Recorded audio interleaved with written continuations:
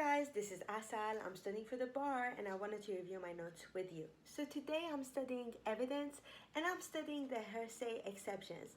And I've made a quick short video for you so that you can learn the Hearsay Exceptions and understand what I'll be talking about in this video. So here we go. Oh my god!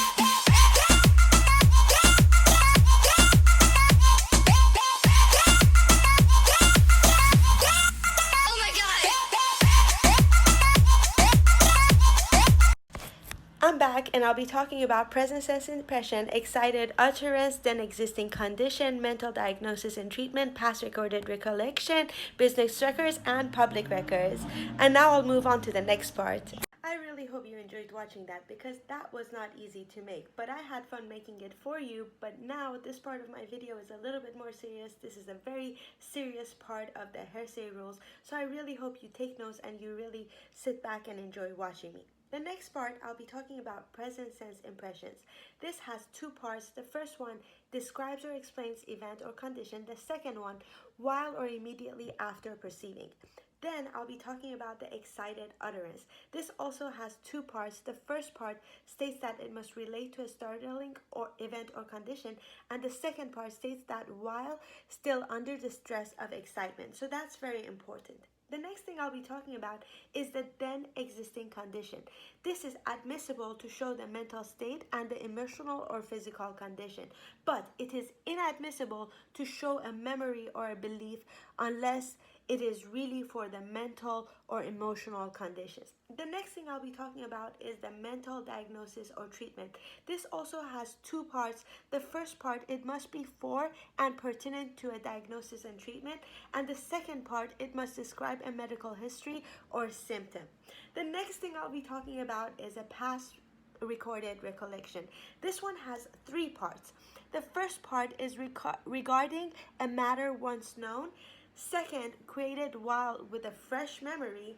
And third, accurately reflects the knowledge. I really hope you enjoyed watching that because that was not easy to make, but I had fun making it for you. Now I'm going to have to move on to the more serious part of this rule. This is extremely important, so I really suggest you start taking notes now as I go along with it. So the first thing I'll be talking about are the present sense impressions. This one has two parts. The first part must be describing or explaining an event or condition. The second part must be while or immediately after perceiving. Then I'll be talking about the excited utterance, which also has two parts. The first part, it must relate to a startling event or condition. The second part, while still under the stress of excitement.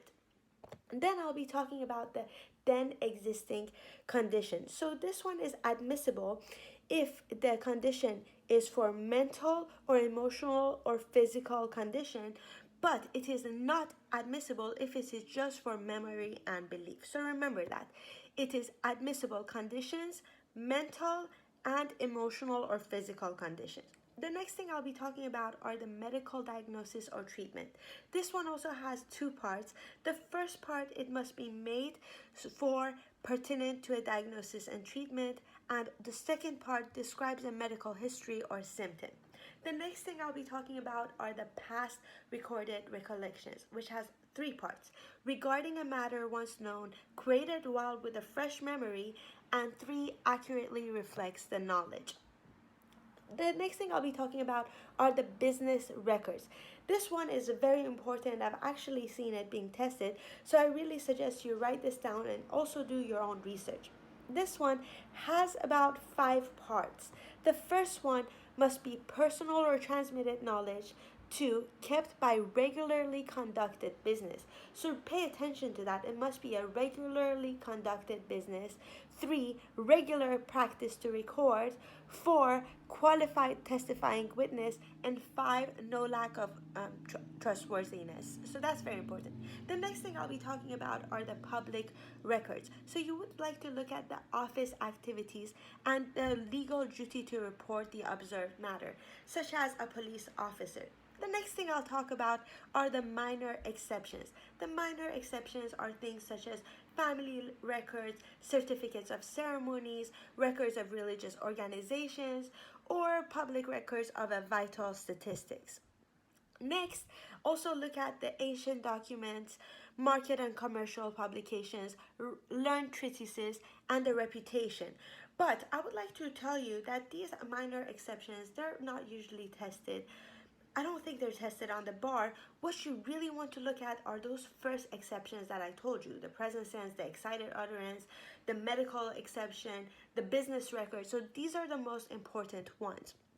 Also, look at your rules. So rule 803 is the present sense impression. Rule 803.2 are the excited utterance. 803.3, the then existent condition. 803.4, medical diagnosis and treatment.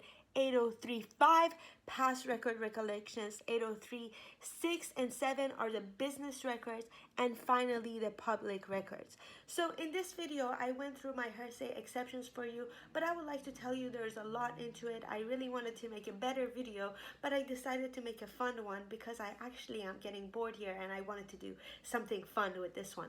So I really hope you enjoy studying. Keep safe and healthy. Good luck.